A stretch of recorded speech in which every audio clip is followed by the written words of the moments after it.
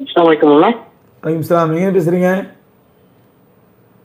மாமா நான் நேத்தும் முன்னாத்து ஒரு உங்களோட பயான் பார்த்துருந்தோம். இந்த மாதிரி பாலிடிக்ஸ்க்காக போட்டிருந்தீங்க.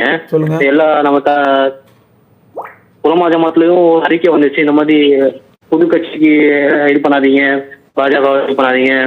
சொல்லுங்க. மறைமுகமா தான் டிஎம்கே ஓட்டு போடும்போது எல்லாம் உலமாலையும் எல்லாம் நீங்களோட பயான் எல்லாமே வந்துச்சு. சரிங்க.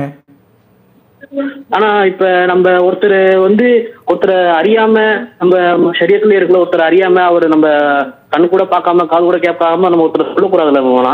இவர் வந்து பிஜேபியில இருக்காரு, இவர் வந்து சி டீம்ல பி டீம்ல டைரக்டா இவரு இதுலதான் இருக்காரு, மோடியோட சப்போர்ட்ல தான் இருக்காருன்னு சொல்லி நம்ம சொல்ல முடியாதுல்ல போனா. சொல்லுங்க. விஜய் சப்போர்ட்டா பேசுறீங்க அப்படிதானே? விஜய் சப்போர்ட்டா பேசுறீங்க அப்படிதானே? விஜயை பத்தி சொல்லக்கூடாது. விஜய்க்கு என்ன அருகதை இருக்குது ஆட்சி பண்றதுக்கு? தமிழ்நாட்டை ஆள்றதுக்கு என்ன அருகதை இருக்குதான்னு சொல்லுங்களேன். ஏதாவது அனுபவம் இருக்குதா?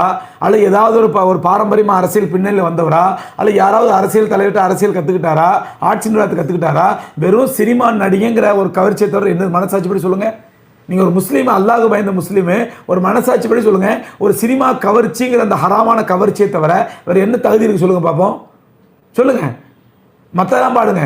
அது அவர் பி டீமா சி டீமா அதெல்லாம் இருக்கட்டும். ஒரு அருகதை இல்லாத ஒருத்தர், தகுதி இல்லாத ஒரு ஆட்சி அதிகாரத்தை கொடுத்தா ரசூலா சொல்றாங்க ஃபத்தஹத்தல் அர்து கைரு மின் ஃபௌகியா இதா உல்லியல் அம்ரிலா கைரி அஹ்லிஹி. அதுக்கான மற்றவங்க எல்லாம் தகுதியானு சொல்லலை. இதே திமுகவை எடுத்துக்கிட்டா அவங்களுக்கு ஒரு பாரம்பரியம் இருக்குது. பாரம்பரியமாக நிர்வாகம் பண்ணுறாங்க, ஆட்சி அதிகாரம் பண்ணுறாங்க, ஒரு பாரம்பரிய குடும்பத்தில் உள்ளவங்க. அந்த நிர்வாகம் சரியா தப்பா அதெல்லாம் அடுத்த பிரச்சனை. அப்படி எந்த அருகதையும் இல்லாமல், நிர்வாக அருகதை இல்லாமல், எந்த திறமையும் இல்லாமல், எந்த சம்மந்தமும் இல்லாமல், வெறும் சினிமா கவர்ச்சிங்கிற ஒரே ஒரு தகுதியை மட்டும் வச்சு, படிப்பும் கிடையாது, ஒரு படிப்பறிவும் கிடையாது. அவர் ஐஏஎஸ் ஆஃபீஸரு, அவர் ஐஏஎஸ் படிச்சிருக்காரு, மேனேஜ்மெண்ட் படிச்சிருக்காரு, நிர்வாகத்தை பற்றி படிச்சிருக்காரு, அதுதான் பரவாயில்ல. அப்போ யோசிச்சு பாருங்க, ஒரு இவ்வளோ பெரிய மாநிலத்தை ஆள்றதுக்கு எந்த அருகதையுமே இல்லாமல் வெறும் ஒரே ஒரு சினிமா கவர்ச்சி, ஹராமான கவர்ச்சி. அந்த ஹராமான கவர்ச்சியை வச்சு ஒரு தகுதி இல்லாத ஒருத்தனை நீங்க தேர்ந்தெடுத்தீங்கன்னா அல்லாஹ்ட பதில் சொல்ல வேண்டாமா? அவனுக்கு ஓட்டு போட்டீங்கன்னா இது ஹராம் இல்லையா? ரசூலா சொல்றாங்க இதா உல்லியல் அம்ருலா கைரி அஹ்லிஹி, தகுதி இல்லாத இடத்துல பொறுப்பை கொடுக்கப்பட்டால் ஃபத்தஹத்தல் அர்து கைரு மின் ஃபௌகியா, பூமிக்கு மேல் வசிப்பதை விட பூமிக்கு அடியில் அழிஞ்சு போயிடலாங்கிறாங்க ரசூலுல்லாஹ்.